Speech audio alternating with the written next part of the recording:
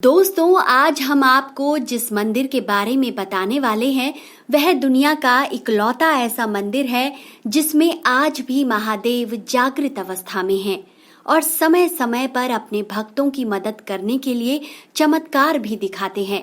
इतना ही नहीं, कई स्थानीय लोगों का मानना है कि महादेव अपने भक्त गणों की सहायता करने के साथ ही समय समय पर उन्हें अपने दर्शन भी देते हैं, जिससे कि उनके भक्तों की आस्था महादेव पर बनी रहे। दरअसल केदारनाथ को जागृत महादेव कहा जाता है, जिसके पीछे एक पौराणिक कथा प्रचलित है, जिसके अनुसार बहुत सालों पहले महादेव का एक भक्त अपने गांव से केदारनाथ धाम की यात्रा के लिए निकला था। उस समय ज्यादा यातायात की सुविधा न होने के कारण वह व्यक्ति पैदल ही अपने गांव से महादेव के दर्शन के लिए निकल पड़ा। उस व्यक्ति को चलते चलते केदारनाथ धाम पहुंचने में कई महीनों लग गए। जैसा कि सभी जानते हैं, केदारनाथ मंदिर के द्वार 6 महीने के लिए खुलते हैं और 6 महीने के लिए बंद हो जाते हैं। तो महादेव का जब यह भक्त केदारनाथ पहुंचा तो वहां के कपाट 6 महीने के लिए बंद हो रहे थे और केदारनाथ की परंपरा के अनुसार कपाट बंद होने के बाद केवल 6 महीने के बाद ही खुलते हैं। उस व्यक्ति ने केदारनाथ के पुजारी से कई विनती की कि वह उस मंदिर के कपाट खोल दें, जिससे कि वह अपने आराध्य महादेव के ज्योतिर्लिंग के दर्शन कर सके। लेकिन वहां के नियम के अनुसार एक बार कपाट बंद तो बंद। पंडित भी उस व्यक्ति से क्षमा मांगते हुए वहां से चला गया, जिसके बाद वो व्यक्ति वहीं खड़े होकर हाथ जोड़कर महादेव का स्मरण करता रहा। ऐसा करते करते रात हो गई।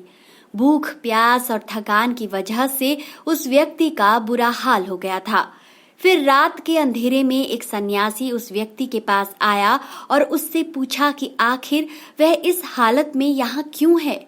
इस पर उस व्यक्ति ने अपनी आप बीती बताई, जिस पर सन्यासी बाबा उससे बोलते हैं कि बेटा, तू चिंता मत कर, मुझे लगता है सुबह यह मंदिर जरूर खुलेगा और तुम महादेव के दर्शन कर पाओगे।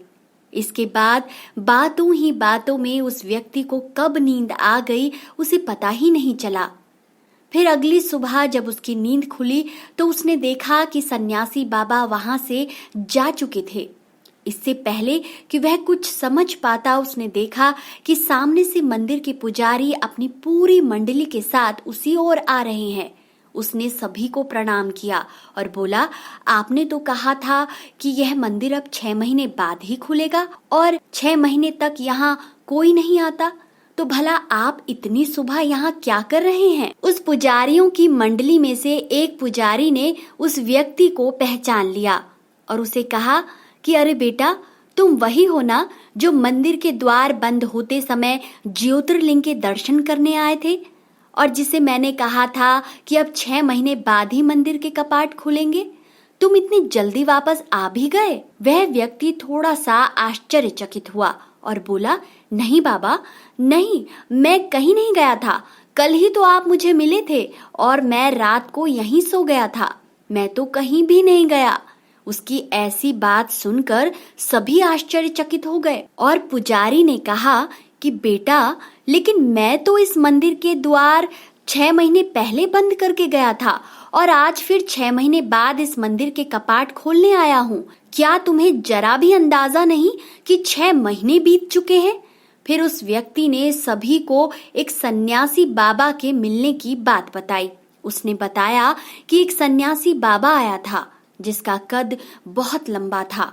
उसकी लंबी लंबी जटाएं थीं और उसके हाथ में महाद्वीप की ही तरह त्रिशूल और डमरू था। उसने भी महादेव